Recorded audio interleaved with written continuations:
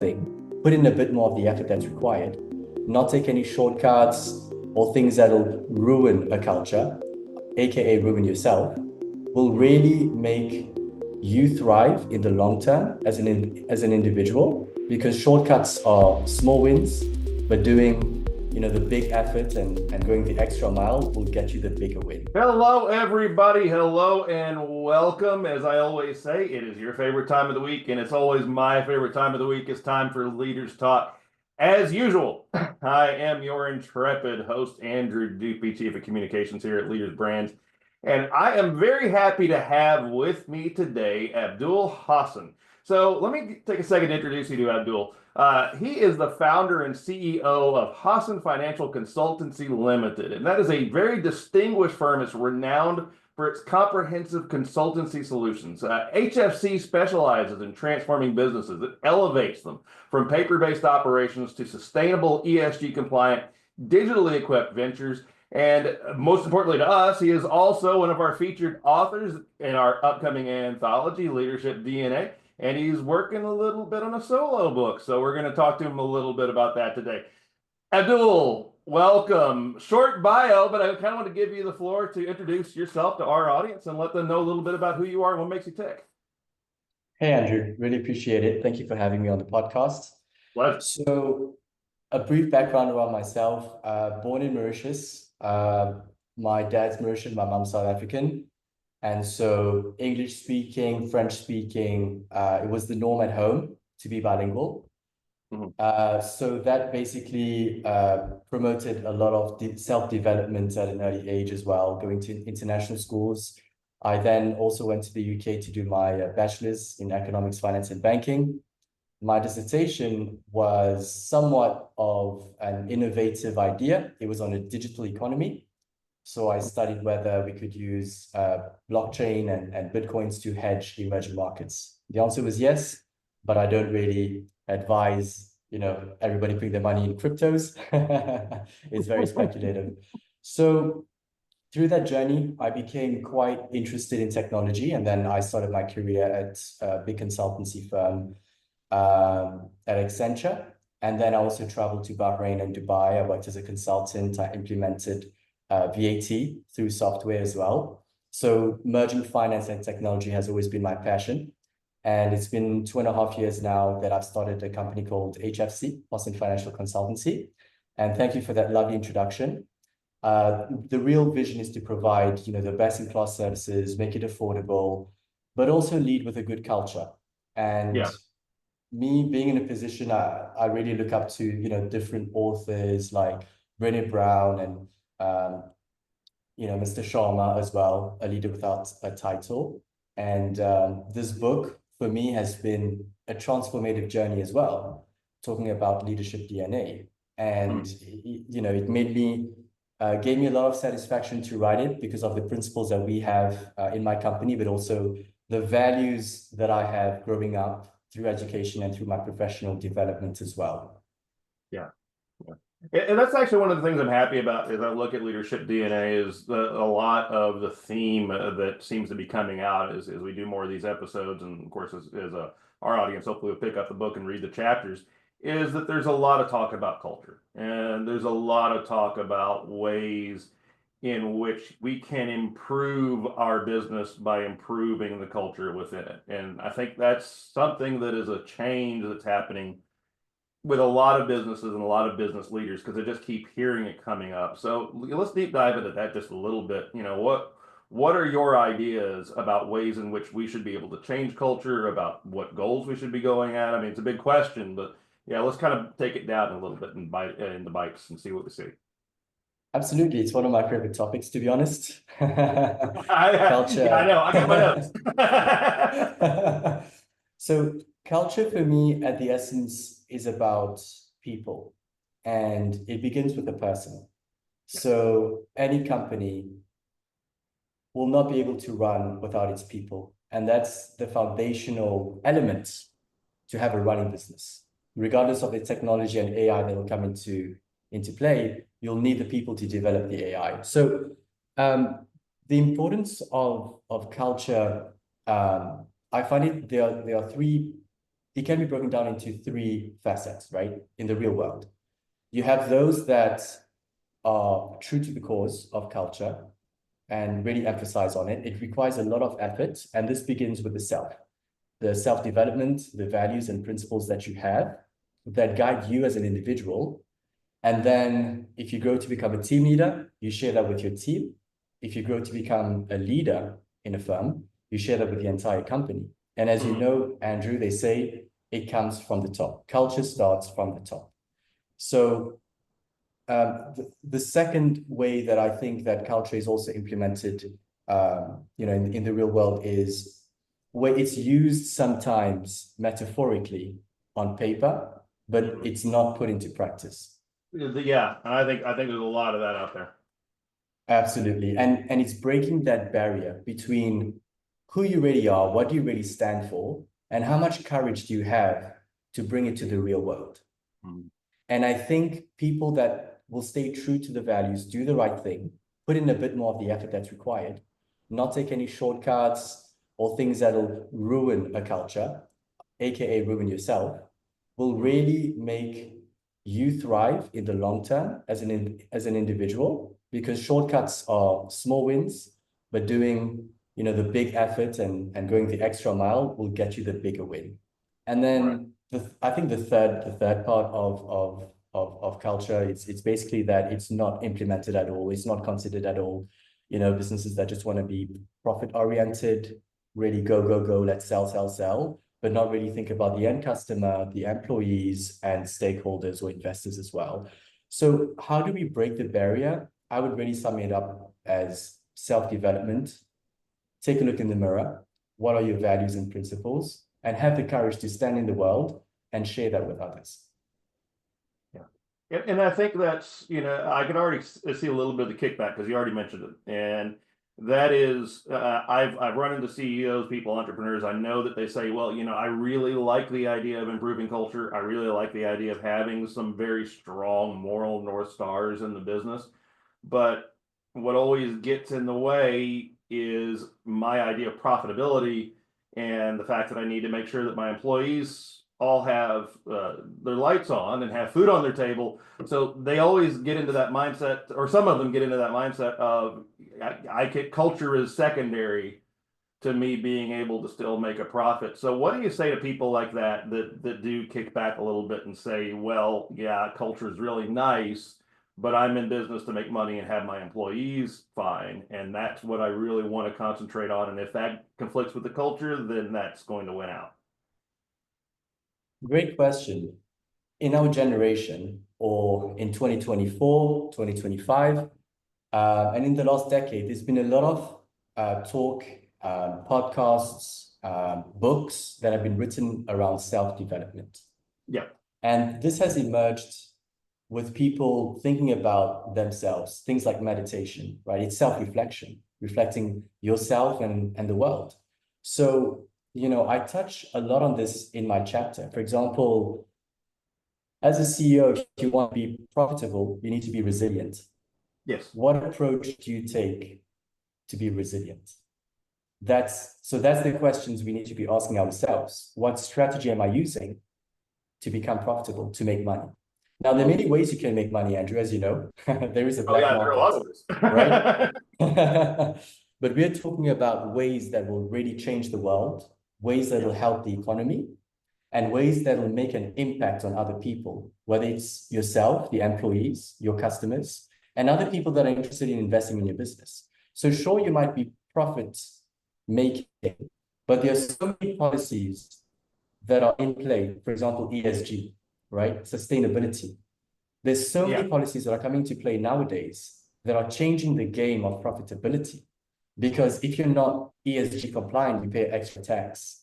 If you're doing too much, in France, for example, you can't just fire people just like that. There's so many rules that are now protecting employees. Get your culture right, and your business will be in a better place. So again, if you want to focus just on the profits and the money, it'll probably happen in the short term, but after some time you'll have, lost customers, high turnover in staff turnover as well, redundancies, and who will like working with a company or a leader that doesn't really care about anyone else but money.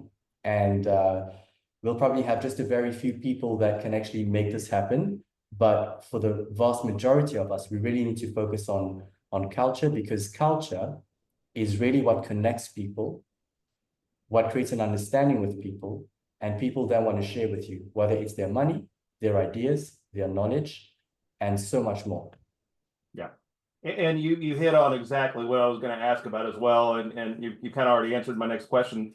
I'd already gotten into the idea when we were talking about sustainability and just how that relates as well, or just in any kind of thinking in long term. The easiest solution isn't necessarily the best one.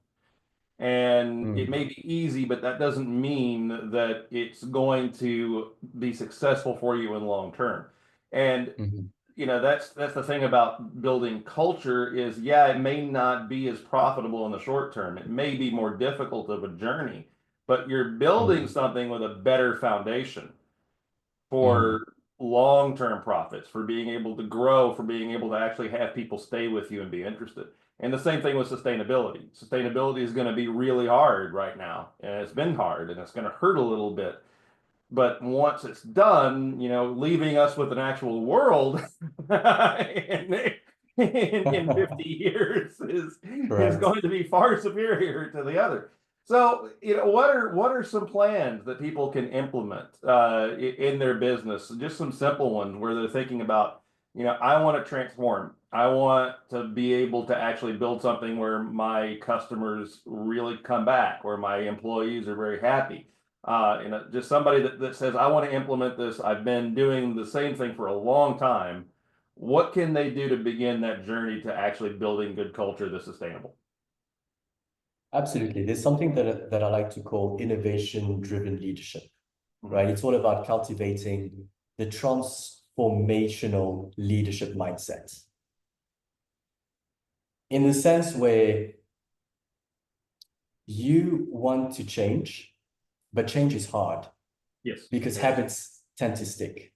Yeah. So if you start to work on the small differences, the small habits that will make small differences, over time, you'll see that accumulation of differences have summed up to something much greater than if you really strive for a massive change from the beginning. So it's a bit like making your bed in the morning. You'll find that you'll start to be really well organized, even at the office. You tidy your desk. Once you tidy your desk, you tidy your desktop. Everything's cleaned. You're going to look for more things to tidy. I need to tidy my business. Yeah. So starting with these small changes, having a big goal of, yes, I want to be a sustainable company. I want to have, solar panels. I want to probably have less impact on the economy, but also, get some tax incentives, which is a great tool to use as well. Change starts with very small habits. The accumulation of these changes enable a greater force. So again, in a business, change can start with one person to set the culture right. And if you have a few people that are doing this and sharing it together, then it's very innovative, right? You're bringing something new. So change for people can be different, right? Because their goals and objectives is very different. This then, Andrew, fosters a culture of innovation, of sharing ideas, of open communication, of understanding, of risk-taking as well, because business is all about taking risks. Yes. So, yeah, you're not really trying to manage the goal. You're trying to go towards the goal indirectly. And this is one of the tools and strategies and insights that I've learned over the years. If you want to run a marathon race, it's not just about running. You need to stretch, right? You need to probably swim as well, get that flexibility, build some endurance, have the right nutrition. So these, for me, small habits can really have a big impact on the big change that you want to make. Yeah.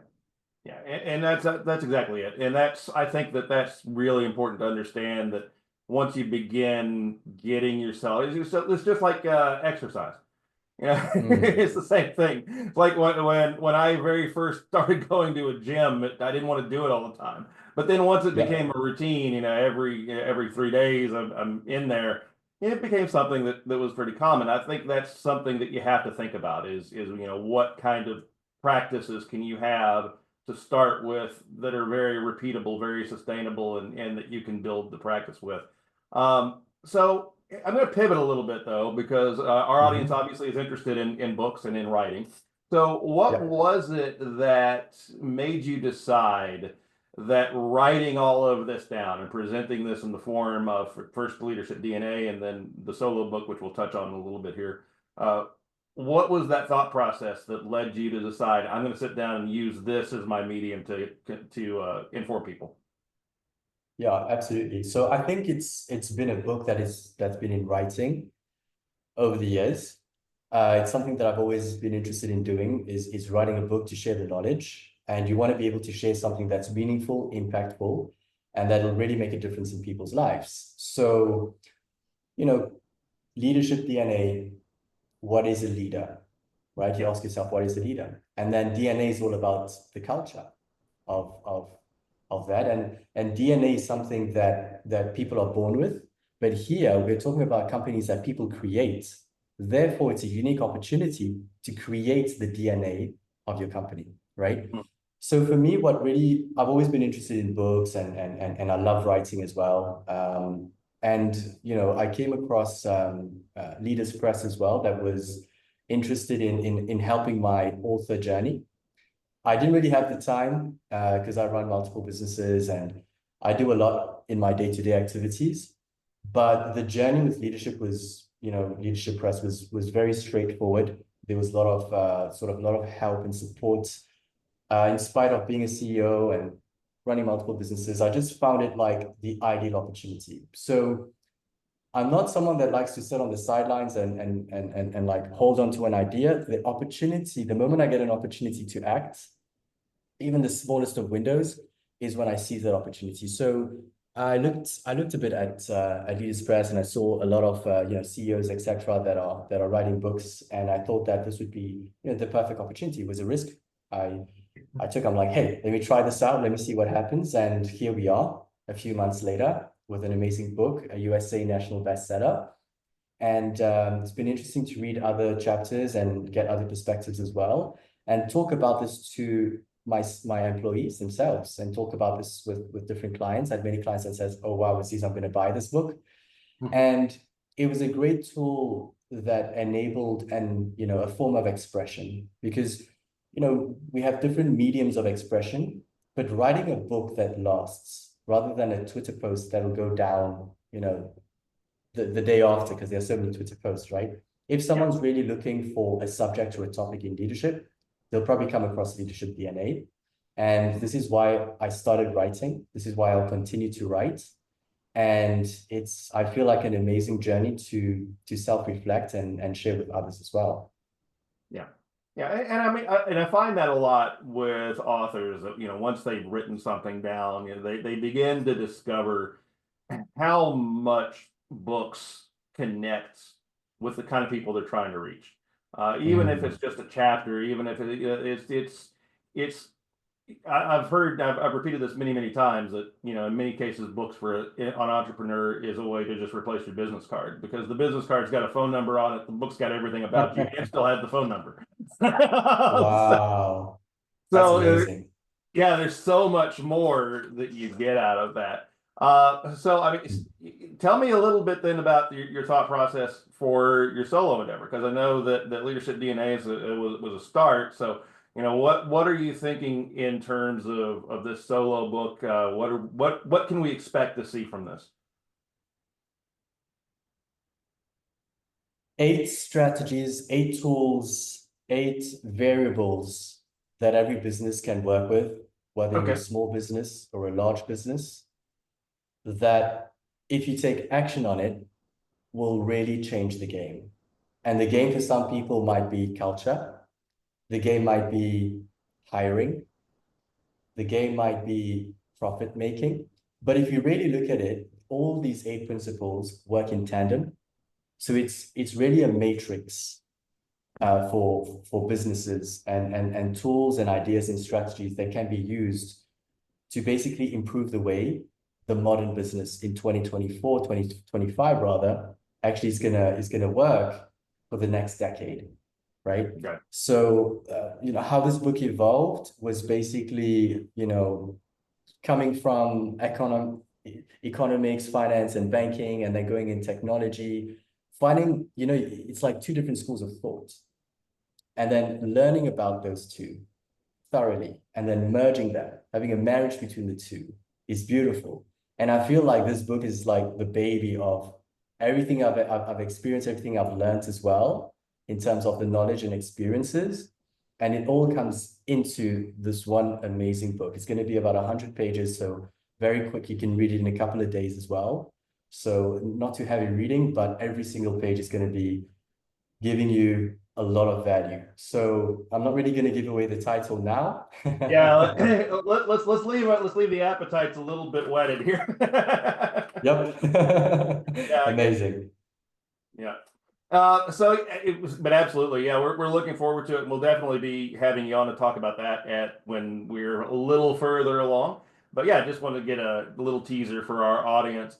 Abdul, as we kind of start to wrap up things a little bit here, I like to always close these with something I call a golden nugget, just something that we may not have touched on, or something that you feel like you want to go a little bit deeper into in the conversation, just that all of our audience can get some use out of, something that you just want to leave with them to resonate with them. I would say, let me just find it. This is a big one. If it's a golden nugget. It's always a big one. I am going to go with a chapter in my book that is called, obviously in the anthology, right? So the chapter is Transformational Leadership, Crafting a Legacy of Excellence, which is what we've been talking about. The subtitle of the chapter is Integrity, the compass that guides leadership. For me, we've probably touched quite a bit on it in between, right? If people could have read between the lines while listening to this podcast. But integrity is very important, because being true to yourself, your desires, your needs, and your wants, and differentiating between both of them. When you're making a business deal, what are you making that deal for? When you're hiring someone, male, female, the different ages, the backgrounds, why are you hiring them? What is the bigger impact on the team? Being honest with yourself is really going to change your outer world, because inner respect will get you external respect as well.